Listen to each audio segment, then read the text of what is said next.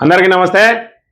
మంతని నియోజకవర్గంలో వనరులు ఏ విధంగా మరి దోచుకుపోతా ఉన్నారన్నదానికి మరి ఇక్కడ రోజు రోజుకు అనేక ఉదాహరణలు కనబడతా ఉన్నాయి.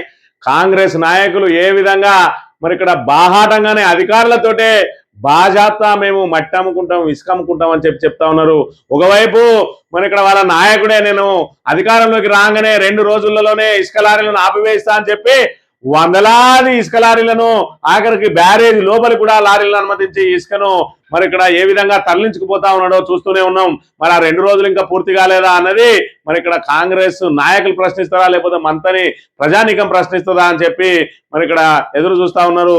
ఏది ఏమైనప్పటికీ మరి ఇక్కడ మాటలు చేతులకు పొంతన లేదు మంత్రి శ్రీధర్ మాట్లాడిన మాటలకు అని చెప్పి మరి దీని ద్వారా తెడతెల్లమైతే ఉన్నది. ఎందుకంటే ఆయన అనుచరులు ఎక్కడ ఏది కనబడితే దాన్ని దోచుకుపోతా ఉన్నారు. దోచుకుపోవడమే కాదు, సాక్షాత్తు అధికారులతోటే మరి ఇక్కడ మేము బాజాప్తా ఈ 5 సంవత్సరాలు బరాబర్ అమ్ముకుంటాం, తీసుకుపోతాం, ఎవరేం బీక్కుంటాడో చూసుకుంటాం అని చెప్పి మాట్లాడుతున్నారు బరితెగించి అని అంటే మరి వీళ్ళ వెనుక ఉన్న ఈ నాయకుడు వాళ్ళను ఈ మంత్రి నియోజకవర్గాన్ని దోచుకోవడం కోసమే వాళ్ళకు వదిలేసిండా అన్న అనుమానాలు వ్యక్తమవుతున్న పరిస్థితిని మనం ఇక్కడ ప్రధానంగా గమనించవచ్చు. నిన్న రోజున ఏదైతే కొర్లకుంటకు సంబంధించి మహాముత్తార మండలం కొర్లకుంటలో సర్పంచ్ భర్త మరి అక్కడ ఇసుకను ఏదైతే బాజాప్తా ఇసుక ట్రాక్టర్లతో తరలిస్తూ మరి ఏదైతే ఊళ్ళో ఉన్న ఇసుక ట్రాక్టర్లు ఎవరైతే కొట్టుకుంటారో ఒక్కో ట్రిప్కు 300 నుంచి 500 రూపాయలు అక్రమంగా వసూలు చేస్తా ఉన్నాడట.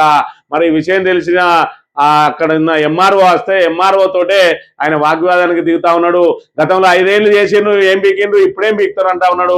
బాజాప్తా 5 సంవత్సరాల పాటు మేము మట్టి అమ్ముకుంటాం, ఇసుక అమ్ముకుంటాం, ఎవడేం బీక్తాడో చూస్తాం, ఈ కేసులు మాకు కొత్త కాదంటా ఉన్న పరిస్థితి నెలకొన్నది ఇలా మంత్రి నియోజకవర్గంలో. అంటే దోపిడీ ఏ విధంగా జరుగుతా ఉన్నదో ఒకసారి అర్థం చేసుకోవచ్చు.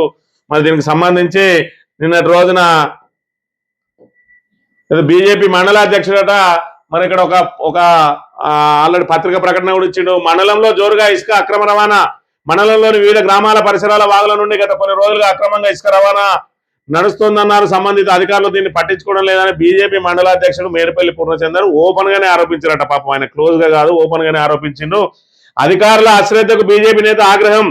సంబంధిత అధికారులకు సమాచారం ఇచ్చినప్పటికీ అక్రమ రవాణాను అడ్డుకోలేకపోతున్నారని అన్నారు. ప్రభుత్వ ఆదాయాన్ని గండి కొడుతున్న అధికారులు పట్టించుకోకపోవడం అనుమానాస్పదం అని తెలిపిందట. దారులు గుంటలమయం అవుతాయి అని చెప్పి మరి ఇక్కడ ఎన్నిసార్లు విన్నావు అని, ఏదైతే తిరిగే దారులు గుంటలమయంగా మారాయని మండల సంబంధిత అధికారికి ఎన్నిసార్లు విన్నవించినా పట్టించుకోవడం లేదని ఆయన ఆరోపించారు. ఇసుక అక్రమ దారులకు వత్తాసు పలుకుతున్నట్లు కనిపిస్తుందన్నారు. ఉన్నతాధికారులకు ఫిర్యాదు, హెచ్చరికట. ఉన్నతాధికారులు ఈ అధికారులపై చర్యలు తీసుకోవాలని ఆయన కోరారు.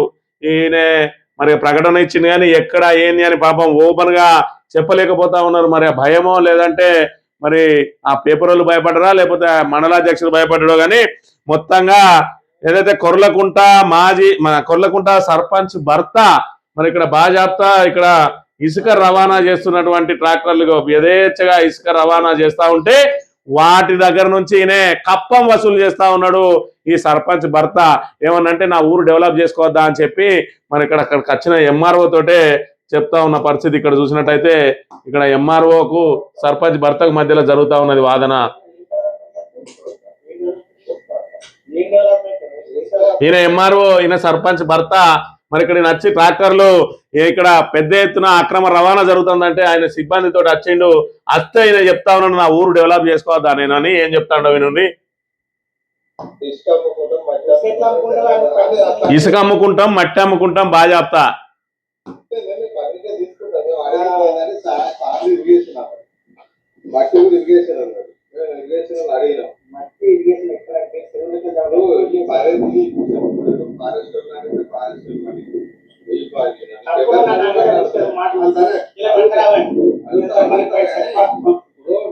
మేమే దొంగతనం చేసి ఇక్కడేమో బిల్డింగ్ వేస్తేనేమో ప్రభుత్వంలో నాకు ఇష్టం అనేది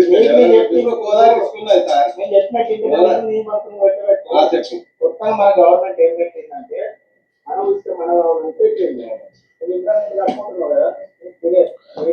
ఆయన నచ్చ చెప్తా ఉన్నాడు. నువ్వు ఒకవేళ ఇందిరామ్మ ఇల్లు కట్టుకున్నా లేకపోతే ప్రభుత్వ పనులు చేసుకున్నా అప్లై చేసుకో, మేము పర్మిషన్ ఇస్తామంటే ఈయన అప్లై ఎందుకు చేసుకుంటాడు? ఈయనే ఓ 10 బండ్లు పెట్టించి అక్రమ రవాణా చేస్తూ సుమారు రోజుకు 10,000 రూపాయలు మరి సంపాదిస్తా ఉన్నాడు అని చెప్పి పెద్ద ఎత్తున ఆరోపణలు వస్తా ఉన్నాయి. ఆరోపణలే కాదు, సాక్షాత్తు ఎంఆర్ఓనే సాక్ష్యం మరి ఇక్కడికి వచ్చిండు. ఆ ఎంఆర్ఓనే మరి ఆయన ఎంఆర్ఓ తోటే ఏ విధంగా మాట్లాడుతా ఉన్నాడో అలా తీసుకుపోతా అంటే చివరిగా ఏం మాట్లాడుతాడో చూసినట్టయితే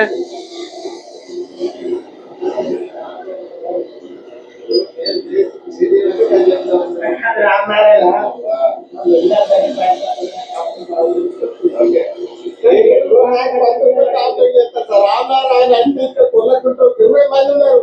20 మంది మీకే అవుతుంది. ఎంతో మంది ఏం చేసినా 5 సంవత్సరాలు మొదల కేసులు వరకు 10 కేసులు అయినాయి. ఇక ఆయన మాటలు విన్నారు. లొట్ట కూడా కాదు ఏంతోటి 5 సంవత్సరాలల్లా మరి ఇక్కడ మా ప్రభుత్వం ఉన్నది, మేము ఏమైనా చేసుకుంటాం అని చెప్పి బాజాప్తా చెప్తా ఉన్నాడు. మట్టి ఎత్తుకపోతాం, ఇసుకెత్తుకపోతాం, అసలు మీరు ఇలా ఏదైతే ఇటువైపు చూడొద్దని చెప్పి అవసరమైతే నా లొట్ట కూడా కాదు అని చెప్పి మరి ఇలాంటి మాటలు మాట్లాడుతూ ఉన్నాడంటే వీళ్ళకి ఊతం ఇచ్చేది ఎవరు? వాళ్ళ నాయకుడు. మా నాయకుడు మంత్రిగా ఉన్నాడు, మేము ఎంతైనా దోచుకుంటామని చెప్పి బాహాటంగా ఎంఆర్ఓ వస్తే కూడా ఏం చేయలేని దుస్థితి ఉన్నది. అసలు ఆ ఎంఆర్ఓకు మరి తెలిసొచ్చిందో తెలియకొచ్చిందో కానీ అసలు మంత్రి నియోజకవర్గంలో ఎక్కడ దోపిడీ జరిగినా అది చేసేది కాంగ్రెస్ వాళ్ళని చెప్పి తెలిస్తే ఏ అధికారి కూడా అటువైపు కన్నెత్తి చూడడం లేదు. మీరు 100 కొట్టండి, పోలీసు వాళ్ళ సొంత సెల్లు కొట్టండి, మరి ఏదైతే ఇరిగేషన్ అధికారులకు కొట్టండి, అదేవిధంగా మైనింగ్ అధికారులకు కొట్టండి, రెవెన్యూ అధికారులకు కొట్టండి, సార్ ఫలానా కాడ నుంచి తీసుకుపోతుంది, మట్టి పోతుంది, లేదంటే కొండలు పిండి చేస్తా ఉన్నారు, పట్టుకపోతా ఉన్నారు అని చెప్తే మంత్రిలో ఏ అధికారి కూడా స్పందించడు. దానికి తోడు మనం ఏదైనా ఆ ఆఫీస్కి పోయి పని కావాలని పోతే ముందుగా వాళ్ళు అడిగేది నీది ఏం పార్టీ అని అడుగుతారు. మంత్రిలో ఇక ఈ రకంగా ప్రజాస్వామ్యం పరిణమిలుతా ఉన్నది. 5 సార్లు ఎమ్మెల్యేగా గెలిచినటువంటి వ్యక్తి ఏ విధంగా గుత్తాధిపత్యం చేస్తూ చీకటి పాలన నడిపిస్తూ ఆయన అనుచరులతోటి దోపిడీ చేస్తా ఉన్నాడో మంత్రి ప్రజలారా గమనించాలని చెప్పి కోరుతా ఉన్నాం. ఇవన్నీ సాక్షాత్తు అక్కడ ఎంఆర్ఓ సమక్షంలోనే జరుగుతా ఉన్నది. ఆ ఎంఆర్ఓ తోటే మరి ఎంత దురుసుగా మాట్లాడుతూ ఉన్నాడో మనం స్వయంగా చూసిన వీడియో సాక్ష్యం కూడా ఉన్నది. ఇక ఈ రకమైన పరిపాలన మంత్రిలో ఇందిరమ్మ రాజ్యం అంటే ఇక ఈ రకంగా కొనసాగుతున్నదనే విషయాన్ని మంత్రి ప్రజానికం అంతా కూడా గమనించాలి.